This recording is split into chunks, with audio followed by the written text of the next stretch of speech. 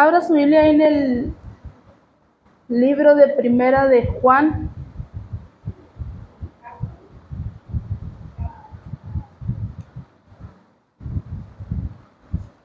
Primera de Juan capítulo 1.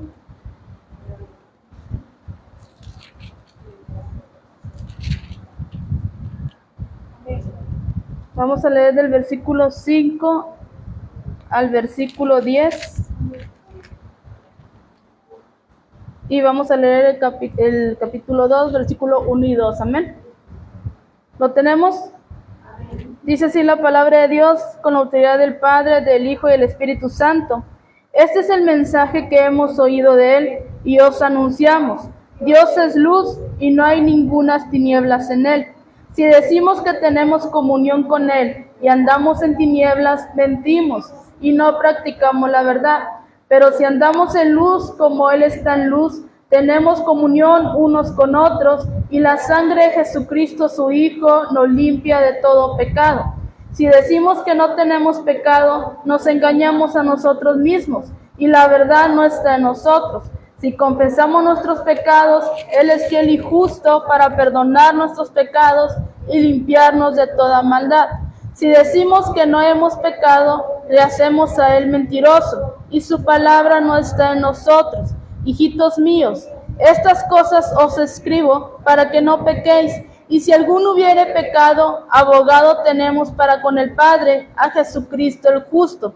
Y Él es la propiciación por nuestros pecados, y no solamente por los nuestros, sino también por los del todo el mundo. Amén. Pueden tomar su lugar.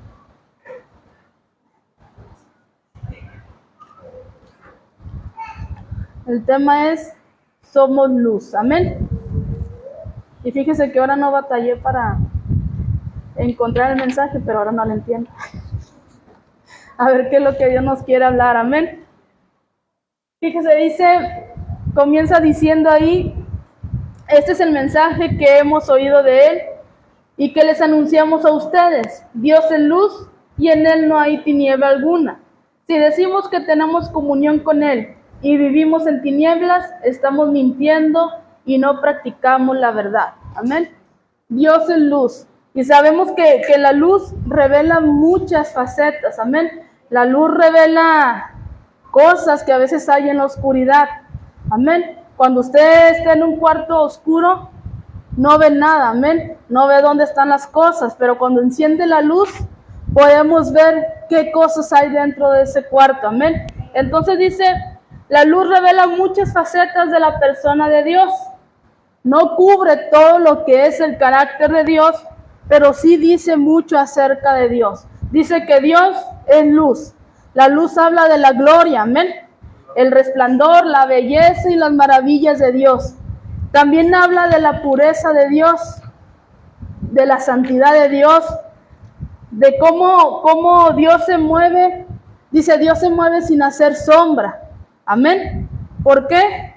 Porque Él es la luz. Y Él dice que la luz es la que nos guía. Amén. Y dice, nos señala el camino. Él es el que nos guía y nos señala el camino. Y nos da el valor para seguir adelante. ¿Por qué? Porque Él es el que alumbra nuestro camino. Ahorita vamos a llegar a unos textos donde dice, lámpara es a mis pies tu palabra y lumbrera a mi camino. Amén. Entonces dice, la oscuridad es realmente más que la eliminación de la luz. La oscuridad no solo es el opuesto a la luz, sino que es hostil a la luz. Dice que la luz y la santidad de Dios están en guerra contra las tinieblas y la maldad y el caos del mundo. Amén. Así que dice, no puedes estar en la luz y andar en las tinieblas al mismo tiempo. O eres luz o eres tinieblas. Pero las dos cosas no podemos hacer. Porque cuando venimos al camino de Dios, ahorita nos decían, el Espíritu Santo transforma, cambia las vidas. Ya no vivimos en tinieblas, ahora andamos en la luz. Amén. Entonces dice, en la Biblia la luz es usada siempre como retrato de Dios, es usada siempre como la verdad de Dios, es usada siempre para glorificar a Dios. Amén.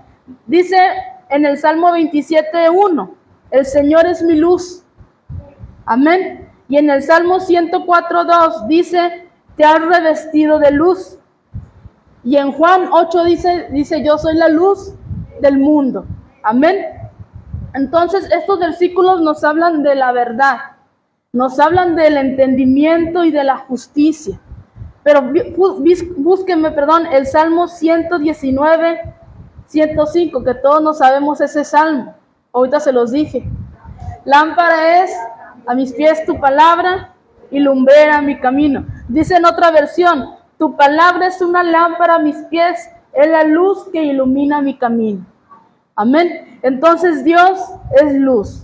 Cuando camina usted en la oscuridad en la noche, hay pedazos en los que no se ve nada, amén, que se ve muy tenebroso. Y no sabemos si podemos caer, no sé, en un pozo o tropezarnos. Pero con una lamparita, aunque sea tan pequeña, podemos ir aluzando en donde vamos caminando, amén. Dice lo mismo es con Dios. ¿Por qué? Porque dice que la palabra es la luz que guía nuestro camino. La palabra es la luz que alumbra nuestras vidas. ¿Cómo podemos andar en luz? A través de su palabra. Es lo que leíamos ahorita. Lámpara es a mis pies tu palabra. Podemos evitar, esa es la linterna, amén, que en medio de la oscuridad nosotros podemos evitar problemas, podemos evitar peligro, podemos evitar caernos. ¿Cómo? A través de la palabra de Dios, que es la lumbrera, dice que guía nuestro camino. Entonces dice en el Nuevo Testamento, llama a la vida cristiana un caminar o un andar. ¿Y cómo comienza el andar? Dice cuando damos el paso de fe. ¿Cuándo damos el paso de fe? Cuando aceptamos a Jesucristo en nuestros corazones. Ahí comienza nuestro andar. Amén. Ahí comienza nuestra vida a andar en luz, ya no en tinieblas. Empezamos diciendo, no podemos andar en luz y en tinieblas. Amén. Si usted ya vino a los pies de Jesucristo, si usted ya aceptó a Cristo, su vida es transformada. Y usted es luz y no puede obrar a través de las tinieblas. Amén. Dice, este andar comienza cuando damos el paso de fe al confiar en Jesucristo como nuestro Señor y Salvador. Pero la salvación no es el final de la vida espiritual, es solamente el comienzo. Amén. Decíamos, muchas veces nos quedamos en venir a aceptar a Jesucristo y ya no hicimos nada más. Dice, la salvación solamente es el comienzo de una vida en comunión con Dios. Solamente es el comienzo. Toca en nosotros el hacer lo demás. ¿Qué tenemos que hacer? Leer su palabra, empezar a andar en obediencia, empezar a quitar todo aquello que nos estorba. Dice, el andar significa progreso. Amén. Tenemos que progresar, no tenemos que retroceder. Amén. Se supone que debemos avanzar en una vida espiritual, no retroceder. Amén. Dice, de la misma forma, cuando un bebé comienza a caminar, él tiene que vencer muchas dificultades. Amén. Porque da un paso y se tambalea, y da otro pasito y se tambalea, y a veces se va a caer, a veces se va a pegar, pero es la manera en que él va a aprender a caminar. Amén. Es lo mismo con nosotros. A veces creemos que ya aceptamos a Jesucristo y que nuestra vida va a ser color de rosas, y no, vamos a tener que vencer obstáculos para ir creciendo. El bebé tiene que ir venciendo obstáculos para aprender a caminar, y es la forma en que él va a ir creciendo. Amén. Entonces dice, el creyente debe aprender a andar en la luz. ¿Y cuál es la dificultad más grande que tenemos que enfrentar? El pecado. Amén. El vencer la carne, el vencer el pecado. Dice, el pecado no es simplemente una desobediencia externa, es la rebelión. Y dice, es la rebelión y nuestros deseos internos. ¿Qué es el pecado? El pecado es no querernos someternos a la ley de Dios. El pecado es no se quiere someter a obedecer a Dios. El pecado es la desobediencia. Dice que es la esencia misma, la desobediencia es la esencia misma del pecado. Amén. Dice que la Biblia, ni en el Antiguo ni en el Nuevo Testamento, encubre los pecados. Amén. Si usted ha leído la Biblia y todo lo que hemos visto a través de estas predicaciones, nunca hemos visto que la Biblia encubra los pecados. Dios perdonaba a su pueblo, Dios perdonaba los pecados, pero tenían que pagar las consecuencias. Amén. Dios perdona, pero hay que pagar las consecuencias. Entonces dice, la Biblia al contrario, dice, los expone. ¿Para qué? Para que nosotros no caigamos en lo mismo. Dice que la Biblia se dejó escrita para ejemplo de nosotros, para no caer en lo mismo. Y si caemos, para que veamos las consecuencias que tuvieron las personas que cometieron ese pecado y cómo les costó el volver a levantarse y volver a andar en obediencia a Dios. Ahorita vamos a ver unos ejemplos de cómo personajes que se encuentran en la Biblia cayeron en pecado y les costó lágrimas. Amén. Les costó el caer en ayuno, el arrepentirse para poderse volver a levantar. Dios los perdonó, pero cada uno tuvo que pagar sus consecuencias. Amén. Ahí en Génesis 12 nos dice que cuando hubo hambre en Canaán, todos nos sabemos esa historia, amén. Dice que Abraham se fue a Egipto en busca de mejores pastos, en busca de mejor comida. Pero ¿qué hizo Abraham cuando se fue a Egipto con su esposa? Dice que por miedo a los egipcios tuvo que mentir, una mentira a medias, amén. ¿Qué les dijo al faraón? Que era su hermana, amén, porque su esposa era muy hermosa. Entonces dice que él le dice al faraón que era su hermana, para que no la matara. Así Abraham se protegió, amén. Se protegió a sí mismo diciendo que Sara era su hermana, que era una media verdad, amén, porque dice que Sara en realidad era hija del papá de Abraham con otra esposa. Sara era su media hermana, y Abraham y Sara hicieron mal en decir, dice, una media verdad en vez de decir toda la verdad. ¿Hasta qué? Hasta que Faraón, a quien había engañado, fíjese, el mismo Faraón dice, fue más franco que Abraham, fue más sincero que Abraham. Dice, así que más rápido el Faraón corrió a Abraham de Egipto, y Abraham salió avergonzado de Egipto. Amén. Pero dice que luego, años después, Abraham tuvo que huir. Trató de ayudar a Dios. ¿Cómo?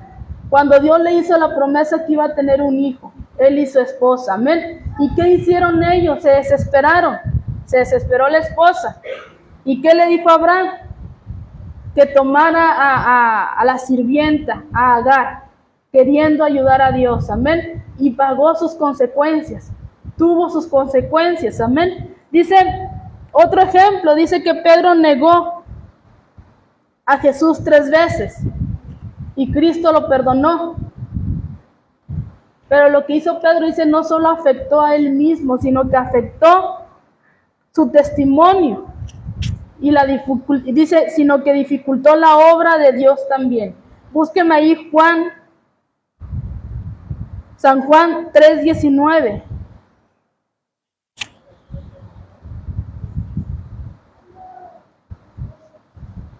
San Juan 3:19. ¿Lo tenemos? ¿Qué dice?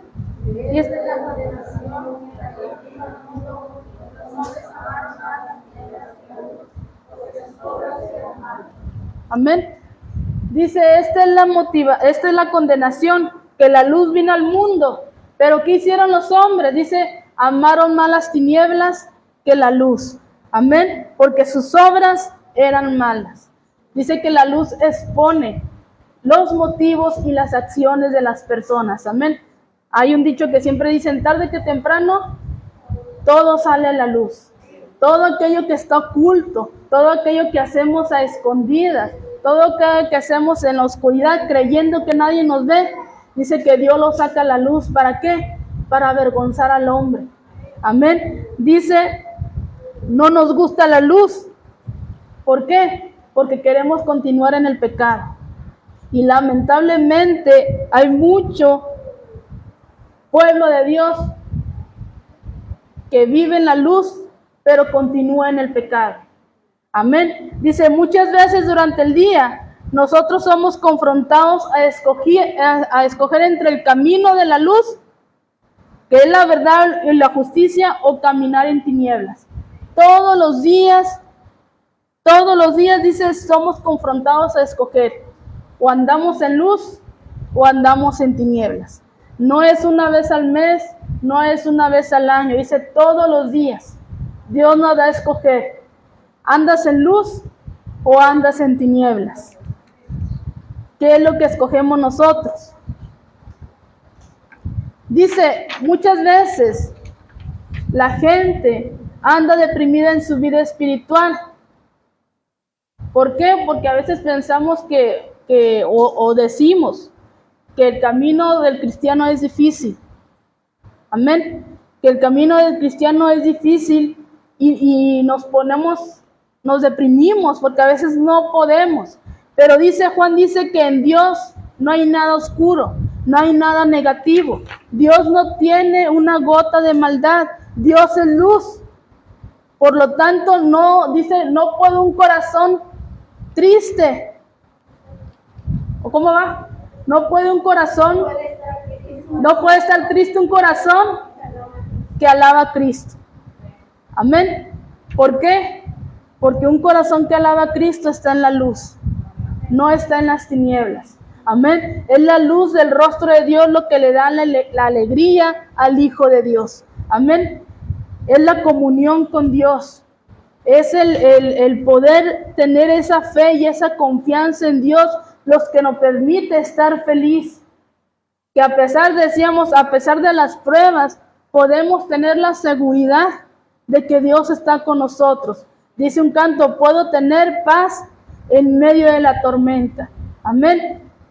Dice, el amor del Padre brilla como el sol. Cuando la oscuridad viene sobre el alma, es siempre por una de estas dos cosas: por el pecado o la incredulidad. Amén. ¿Por qué viene la oscuridad en el alma? Cuando cometemos pecado o cuando no le creemos a Dios. Es cuando empezamos a decaer. Es cuando nuestra fe se empieza a decaer por la incredulidad. Amén. El pecado es tiniebla y lo produce las tinieblas.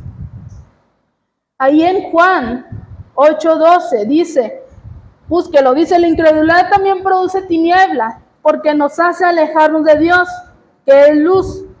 ¿Pueden los cristianos caminar siempre en la luz? La respuesta está ahí en Juan capítulo 8, versículo 12. ¿Qué dice?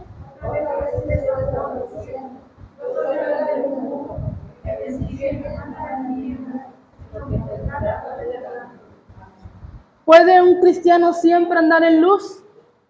Ahí está la respuesta. Dice, el que me sigue no andará en tinieblas, sino que tendrá la luz de la vida. Así que ¿puede un cristiano siempre andar en luz? Sí, puede andar en luz. Porque dice, el que me sigue nunca andará en tinieblas, sino que la luz de la vida, que es Cristo, estará en cada uno de ellos. Amén. Dios es luz y en Él no hay tiniebla alguna. ¿Qué hace la luz? Dice que la luz produce vida, produce crecimiento, produce belleza. Mientras que el pecado, ¿qué hace? Produce oscuridad, produce tristeza, produce depresión, produce amargura. Amén. Así que si usted ve ahí un cara de limón, dice un canto, amén. Cara de limón quiere decir que anda en tinieblas, porque dice el canto, cara de limón nunca se gozó. ¿Y cómo termina diciendo? En el infierno se hará chicharrón. Amén. Entonces dice, si decimos que tenemos comunión con Él, ahí en el versículo 6, donde empezamos a leer, y vivimos en tinieblas, estamos mintiendo y no practicamos la verdad.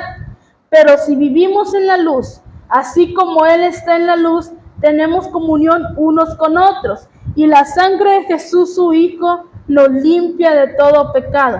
Si decimos que no tenemos pecado, nos engañamos a nosotros mismos y la verdad no está en nosotros. ¿Cómo tratan? Fíjese, cuando empieza a haber oscuridad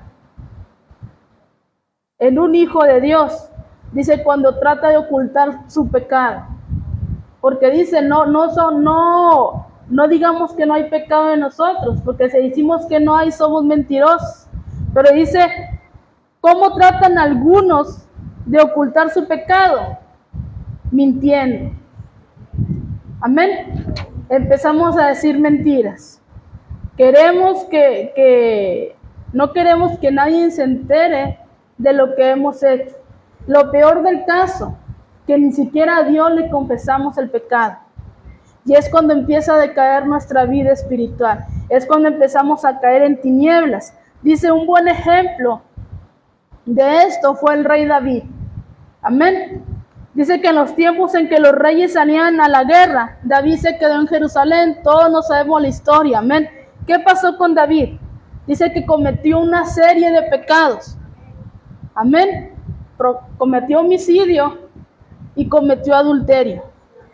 Dice que le trajo mucho dolor y muchos problemas a su vida.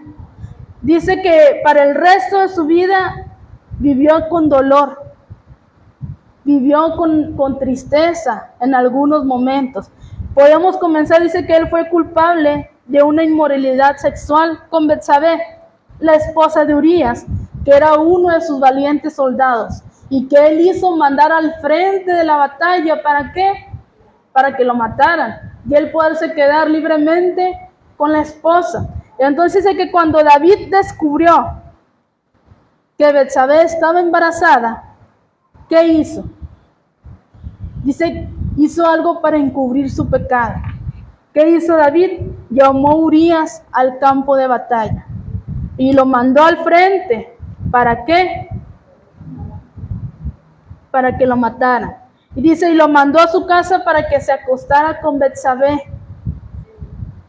Cuando David se entera de que Betsabé quedó embarazada de él, dice que ya Urías lo manda que se vaya con su esposa para que se acostara con ella, con la esperanza, dice, que la gente pensara que Urías era el padre de ese niño. Amén. Pero dice, Urías se negó a irse a su casa. ¿Qué hizo Urías? Él quería ir a la guerra, a pelear por su rey. Amén. Entonces David dice, manda a Urías de regreso a la batalla, y todos sabemos lo que pasó. Urías muere en la batalla.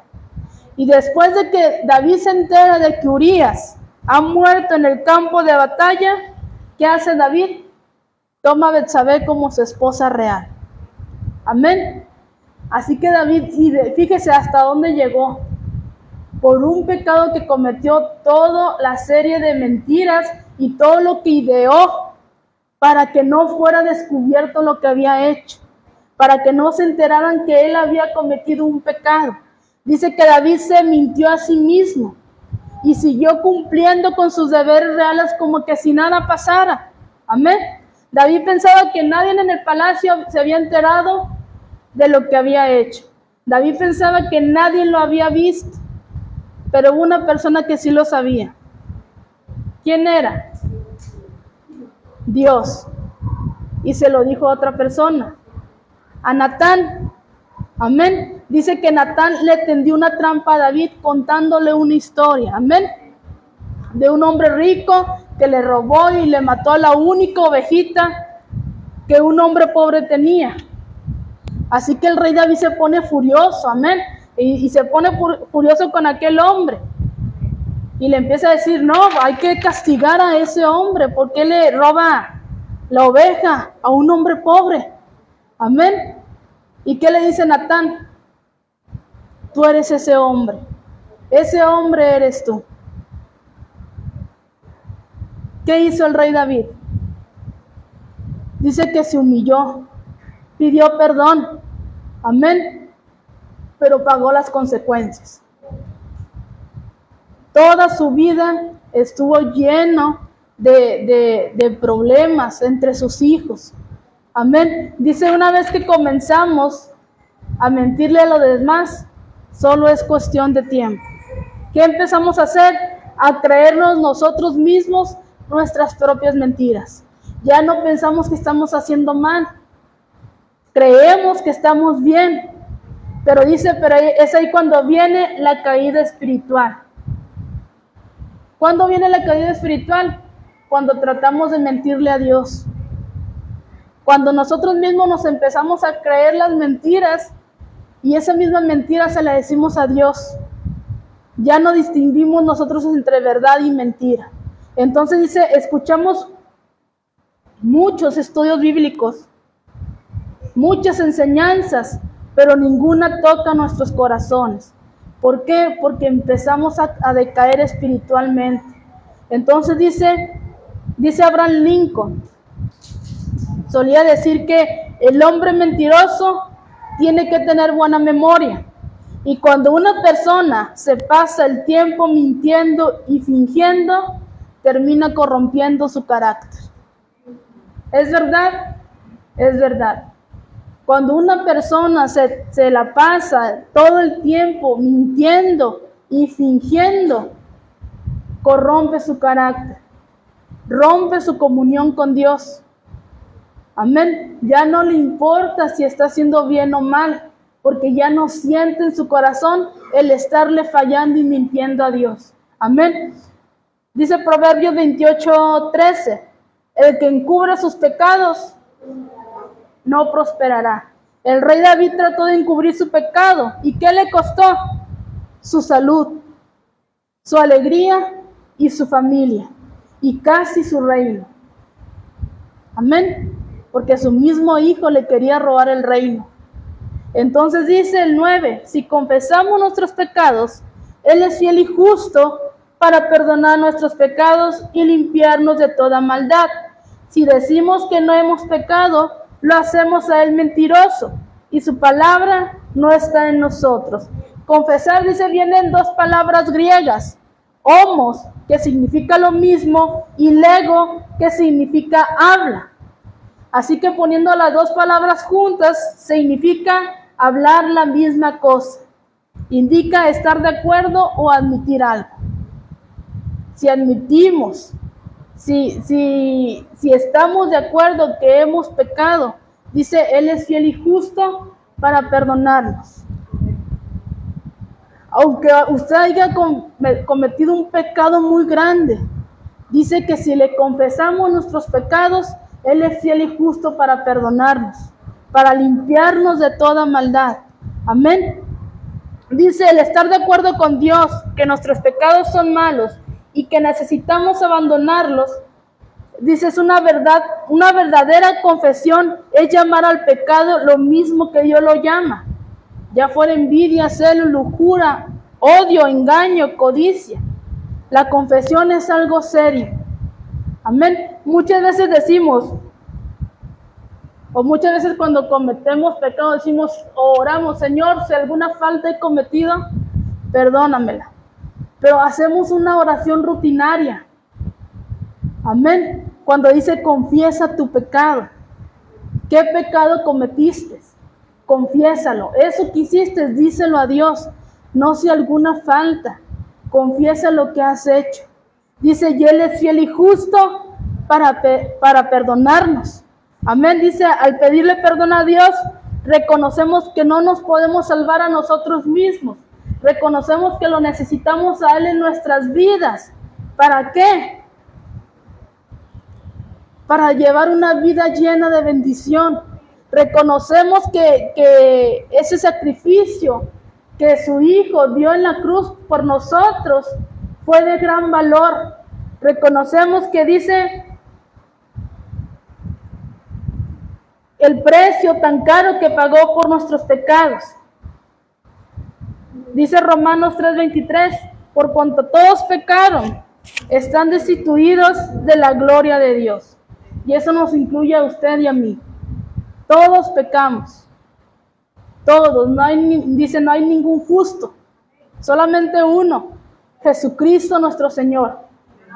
Pero de ahí para atrás no hay nadie justo. Todos hemos cometido pecado. La Biblia dice que yo he pecado. Amén. Dice, mi conciencia dice que yo he pecado. La razón dice que yo he pecado. Cada parte de nosotros nos acusa y nos dice que hemos pecado. Pero Jesús nos dice, si confiesas tus pecados, yo soy fiel y justo para perdonar tus pecados y limpiarte de toda maldad. ¿Qué significa que Dios es fiel? Significa que Él es digno de confianza, que es alguien en el que podemos confiar, que es alguien con el que podemos hablar, que es alguien que cumple sus promesas. Amén. Que es alguien que quiere perdonar a cada uno de sus hijos. Para eso mandó a Jesucristo, para que todo el mundo procediera al arrepentimiento. Amén. ¿Por qué? Porque Él nos quería limpiar de todo pecado, porque Él quiere que todos procedan al arrepentimiento y todos vayamos con Él al cielo. Dice, Él quiere mantener una relación íntima con cada uno de nosotros. Pero eso solo puede pasar cuando el camino hacia Él esté limpio, cuando nosotros andemos en luz, cuando en nosotros no haya pecado, cuando nosotros todos los días confesemos nuestros pecados. Amén. Dice Romanos 6:23, la paga del pecado es muerte, mas la dádiva de Dios es vida eterna, Señor nuestro. Desde el principio dice que los sacrificios fueron ofrecidos por el pecado y se derramaba sangre del cordero, amén, para el perdón de pecados. Recordemos que decíamos, y fíjese, allá solamente era un año, una vez al año, que el sumo sacerdote hacía el sacrificio por la expiación de pecado. Amén. Y dice que esto no podía cambiar. Esto no podía cambiar porque Dios no cambia. Se tenía que hacer justicia para poder lidiar terminantemente con el pecado. Como la gente no podía pagar una multa, no podía pagar sus pecados, dice que Dios mismo tomó el castigo para sí mismo. Amén. Y a través de su Hijo Jesucristo, de esta forma se hizo justicia y se abrió el camino para que nosotros pudiéramos tener acceso al Padre. Dice que Él mismo vino y se hizo hombre y habitó entre nosotros. Él mismo se ofreció en sacrificio, dice que dejando su gloria, su trono, vino a morir por cada uno de nosotros. ¿Para qué? Para que ya nosotros ya no tuviéramos que hacer todo eso que hacía el pueblo de Israel, que tenía que matar un cordero, tenía que llevarlo con el sumo sacerdote y el sumo sacerdote tenía que pedir perdón por el pecado del pueblo. Ellos no podían dirigirse directamente a Dios, pero dice que Dios toma el castigo para sí mismo, manda a su Hijo Jesucristo a morir por cada uno de nosotros como expiación. ¿Para qué? Para que nosotros tengamos acceso al Padre, para que nosotros podamos ahora sí hablar con el Padre. ¿Cómo? A través de nuestro Señor Jesucristo. Amén. Dice que el rey David, después de su fracaso moral con Betsabé, anhelaba una cosa parecida que sucediera en su corazón. ¿Qué es lo que decía este rey? Dice, con la esperanza de que las manchas de su pecado fueran lavadas, David clamó, ahí en el Salmo 51:10. ¿Qué dice el Salmo 51:10? Dios mío, crea en mí un corazón limpio y renueva un espíritu de rectitud. Amén. El rey David sentía que su corazón estaba sucio. Él reconoció que le había fallado a Dios y le dolía en su corazón. Amén. Así que él le dice, Dios mío, crea en mí un corazón limpio y renueva mi espíritu de rectitud. La buena noticia para él, ¿cuál fue? Que nuestros pecados pueden ser borrados, que nuestros pecados pueden ser eliminados. Dice que Dios los perdona y los echa a la más profunda de la mar y nunca más se acuerda de ellos. Entonces dice, cuando necesitamos ser limpiados, la palabra que nos da ahí el apóstol Juan nos da una esperanza. Si confesamos nuestros pecados, Él es fiel y justo para perdonar nuestros pecados y limpiarnos de toda maldad. Nosotros no podemos limpiar nuestros propios corazones, pero Dios sí puede hacerlo. Jesucristo pueda limpiar nuestros corazones. Y dice, Él nos promete limpiarlos completamente, dejarlos sin mancha. Búsqueme ahí el Salmo 139, versículo 23 y 24. Salmo 139, versículo 23 y 24. ¿Qué dice?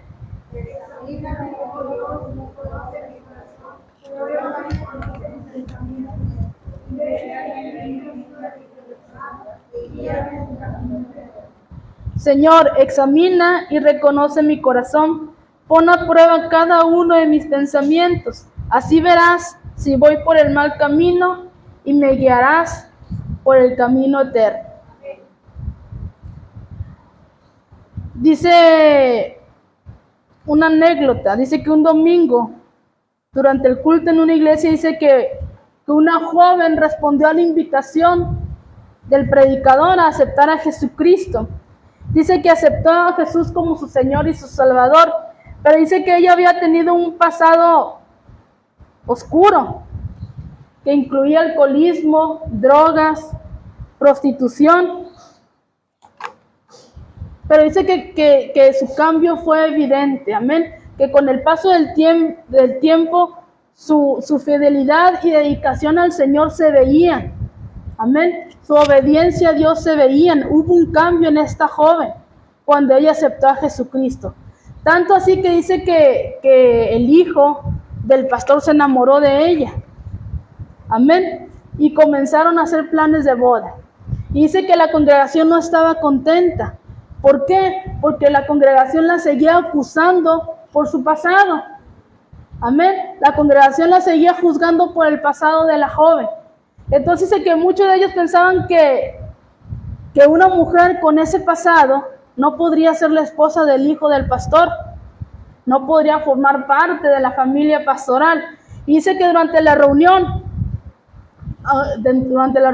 donde los hermanos estaban ahí murmurando y argumentando el por qué no podía una joven formar parte o ser esposa del hijo del pastor, la joven empieza a llorar por todo lo que le estaban diciendo. Y dice que mientras ella lloraba, el hijo del pastor se paró y les dijo: el pasado de mi novia no es lo que está en juicio aquí. Lo que ustedes están cuestionando es si la sangre de Cristo pudo borrar el pasado de ella. Amén. Dice, lo que ustedes están cuestionando es si la sangre de Cristo pudo eliminar el pecado. Hoy ustedes, dice, han puesto la sangre de Cristo en juicio. Así que les voy a hacer una pregunta. ¿La sangre de Cristo borra o no borra el pecado? Y dice que toda la iglesia se quedó callada. Amén. Porque dice el joven, ¿cómo ustedes pueden estar juzgando algo que Dios ya perdonó? Es como decíamos, así como ustedes están diciendo que la sangre de Jesucristo no sirve para nada y a ella no se le perdonó su pecado. Entonces dice, el perdón es fundamental en un hijo de Dios. El perdón es fundamental en el Evangelio. Dice en Mateo 6, 14, 15, si ustedes perdonan a los otros sus ofensas, también su Padre Celestial los perdonará a ustedes. Pero si ustedes no perdonan a otros sus ofensas, tampoco el Padre de ustedes les perdonará sus ofensas. Es difícil perdonar. Es difícil, amén. Es difícil y más cuando, como decimos, como siempre está como cuchillito de palo siempre. Pero Dios dice, tú tienes que perdonar. No sé si ustedes han visto una película y se me grabó mucho esa frase, la película de La Cabaña, donde el Señor se va, lo llevan, cae en un sueño, me imagino, es la película, y en ese sueño está el Padre, el Hijo y el Espíritu Santo, pero en forma de personas, amén, y cada uno está tratando con él, cada uno lo lleva y le da una enseñanza. Al último está el Padre, y dice que lo lleva, a este hombre se lo lleva a una montaña, y él le va diciendo, lo lleva a una montaña para encontrar el cuerpo de su hija que había desaparecido. Amén. Y él culpaba a Dios por haber permitido que su hija hubiera desaparecido. Y más que fuera un hombre el que se la robó y fue violada a su hija, una niña de 6 años. Entonces, mientras que van en camino hacia donde está el cuerpo de la niña, donde Dios lo lleva para mostrarle dónde está el cuerpo, él le dice, es que tienes que perdonar. Y él dice, pero me es muy difícil, ¿cómo me pides que perdone al hombre que le hizo eso a mi hija? Y él le decía, ve en el camino diciendo, te perdono, te perdono, te perdono, hasta que él lo pudo hacer. Pero dice, recuerda que el perdón no establece una relación. Amén. Podemos perdonar, pero eso no quiere decir que tengamos que estar con la cara muy sonriente con las personas. Dice, el perdón no establece una relación. Dios perdonó a todos. Amén. Pero no todos tienen una relación con Dios. Entonces dice, en Efesios 2, dice que nosotros éramos extranjeros y por naturaleza, dice, éramos objetos de ira. Sin embargo, dice que Dios perdonó nuestros pecados y nuestra gran rebelión contra Él. Dice en Romanos 5:18 que Cristo murió por nosotros. Amén. Siendo así, hace una pregunta aquí, ¿cómo podemos negarle el perdón a aquellos que han pecado contra nosotros? Si Dios nos perdonó, dice que éramos objetos de ira, que la paga para nosotros era la muerte, pero aún así Dios nos perdonó. Dice Dios, ¿cómo es que tú puedes negarle el perdón a los demás si yo te he perdonado a ti? Amén.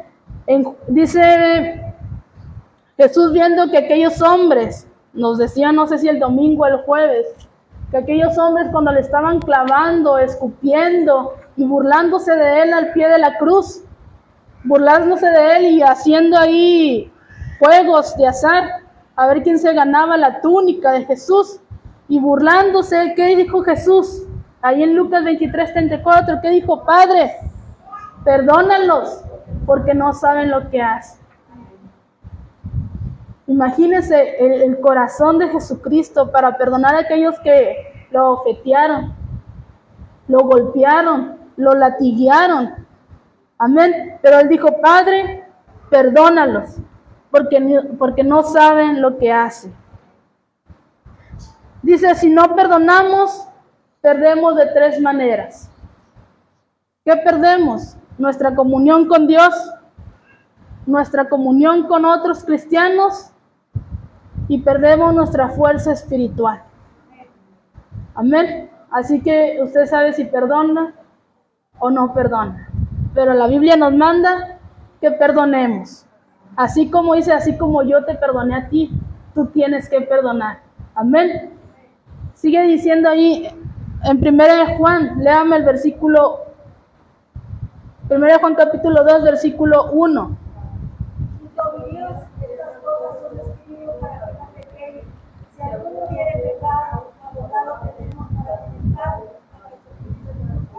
Amén.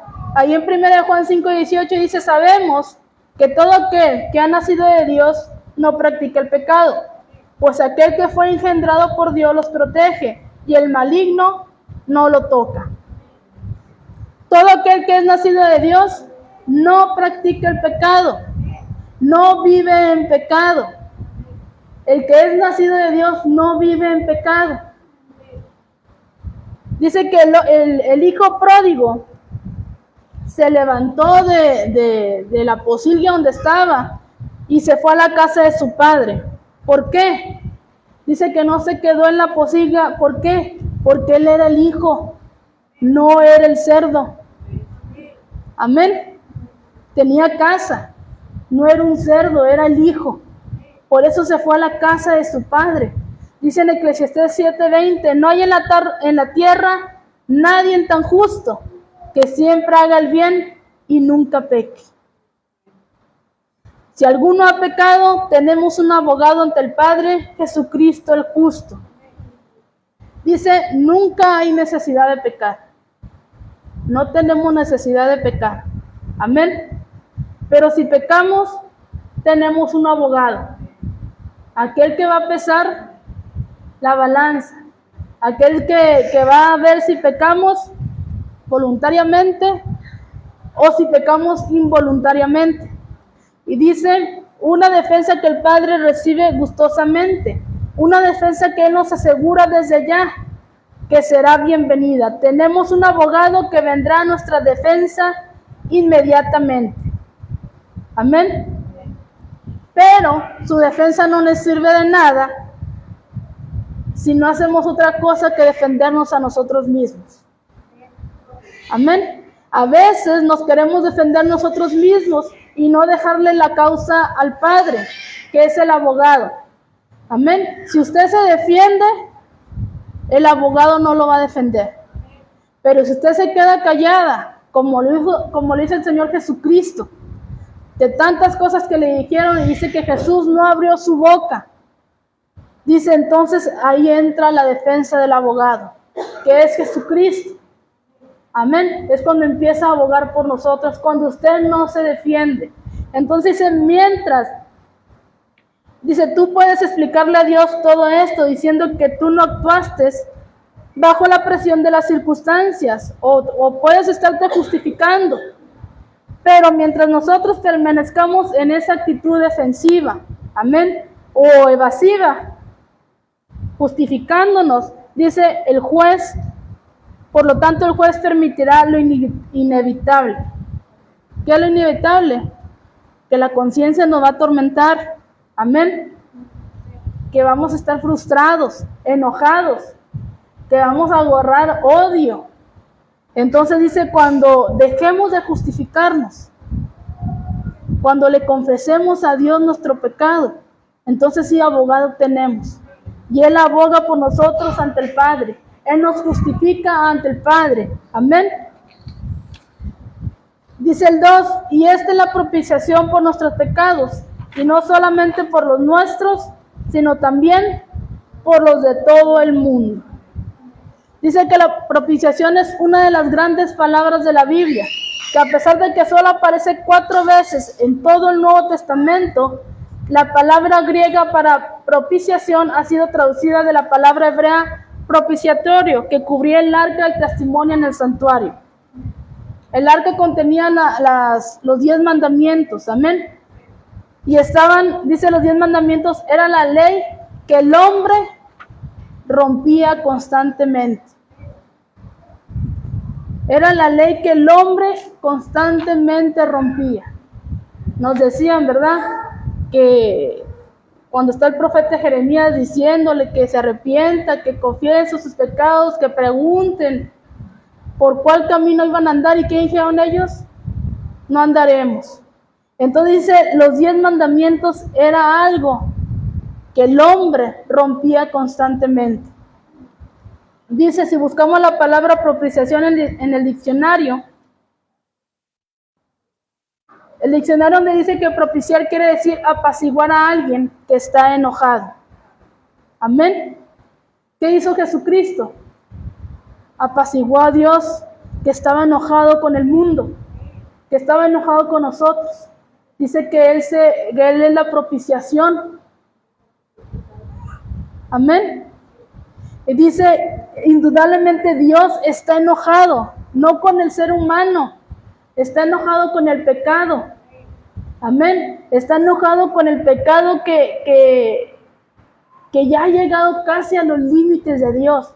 Pero dice, aún de que estaba muy enojado Dios, después de todo lo que el hombre había hecho, aún así mostró su misericordia.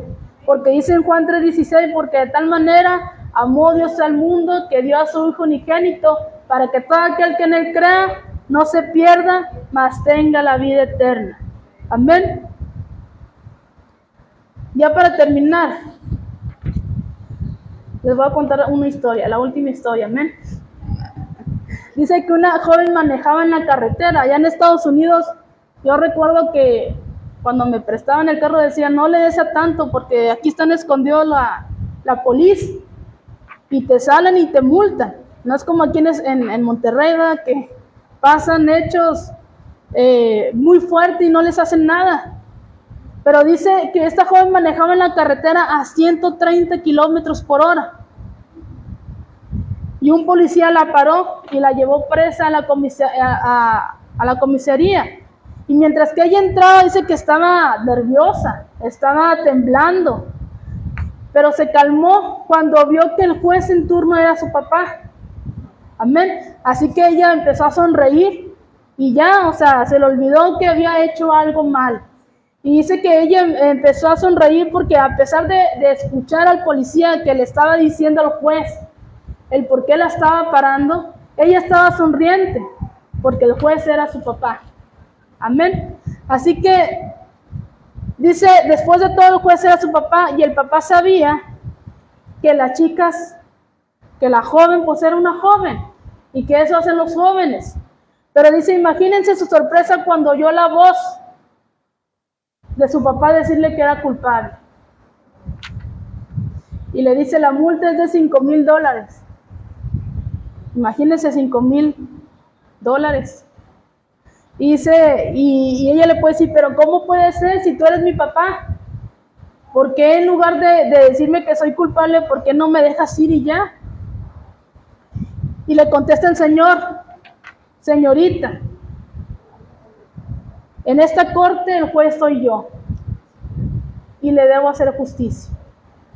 En casa soy su papá, pero aquí me he convertido en su juez.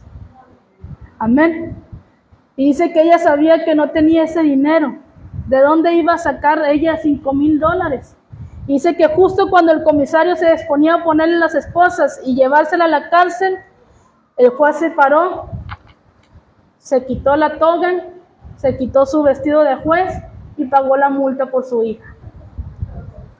Amén. Pero esa fue la forma en que él hizo justicia. Amén. No fue corrupto. Dice que la multa del pecado de exceso de velocidad fue pagada, no por ella, sino por su papá, que pagó la deuda por ella. Amén. Porque no había forma de que ella lo pudiera pagar. ¿Qué hizo Dios? Lo mismo hizo Dios. Él era nuestro juez. Pero dice que vino y se hizo hombre y habitó entre nosotros. Amén. Y mandó a su único hijo unigénito a morir por cada uno de nosotros. ¿Para qué? Para pagar la multa que estaban cobrando por nosotros. Amén. Y eso fue exactamente, dice, lo que pasó cuando Jesucristo se volvió la propiciación. Él pagó por nuestro pecado. Jesús no solo pagó la multa por mi pecado, sino por el de usted también y por el de todo el mundo. Amén. Así que póngase de pie. Y recuerde que somos luz. Y la luz no puede andar en las tinieblas. Amén. Vamos a orar. Padre, en esta hora te damos gracias, Señor. Gracias por tu palabra, Señor. Gracias, Padre, porque nos exhortas, Señor, a que seamos luz, Padre. Que seamos de testimonio para las demás almas, Señor, que quieren venir a tus pies. Padre, tú nos recuerdas que la luz no puede estar con las tinieblas, Señor. En todo tiempo, Padre, debemos obedecer tu palabra, Señor, y caminar en luz, Señor. Caminar en obediencia a ti, Padre. Gracias por cada uno de mis hermanos que pudo estar en este lugar, Señor, para aprender tu palabra. Gracias por aquellos que nos oyeron a través de las redes sociales. Yo te pido que tú bendigas sus vidas, Padre, que tú obres en sus corazones, Señor, y que tu Espíritu Santo sea derramado en cada uno de ellos. Todo te lo pido, Padre, en el nombre de Jesús. Amén.